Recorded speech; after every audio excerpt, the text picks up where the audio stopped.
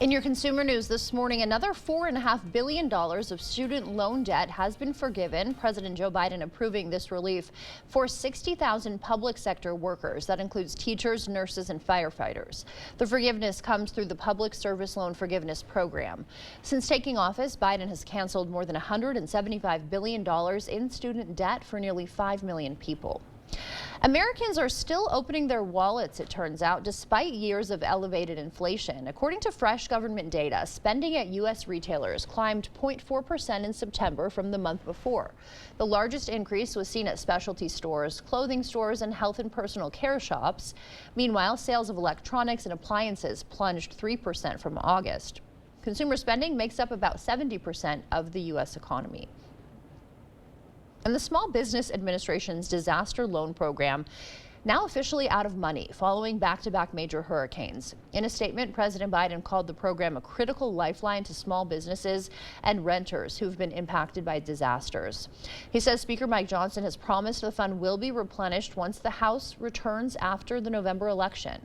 So far, the SBA has received roughly 49,000 applications for relief from people impacted by Hurricanes Milton and Helene.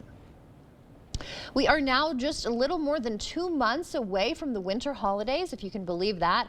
All the extra expenses, of course, that can come with that. But a new government report suggests millions of people are worried about another expense, how to afford even a minimum credit card payment. It's a level of concern we haven't seen in years.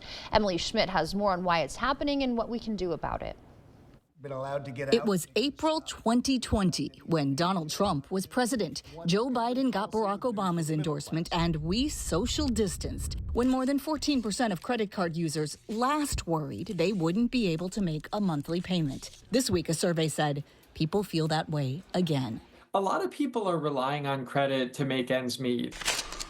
The Federal Reserve Bank of New York data found the average perceived probability of missing a minimum payment in the next 3 months increased to 14.2%, the highest it's been in years. Those most concerned, people ages 40 to 60, and those making more than 6 figures a year. More people are carrying more debt for longer periods of time, and that's a real drag on their personal finances. Last year, 82% of Americans had at least one credit card. Their average debt was about $6,500. Bankrate industry analyst Ted Rossman says you need to speak up if you can't make a minimum payment. Maybe they're willing to work with you in terms of rearranging your due date or giving you permission to pay less or nothing at all for a time. Another option, nonprofit credit counseling agencies.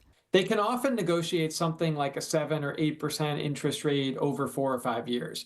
That sure beats the average credit card rate, which is over 20%. The key, Rossman says, act early. Negative payments could stay on your record for up to 7 years, potentially sticking with you even longer than your debt. That's it for your morning consumer news.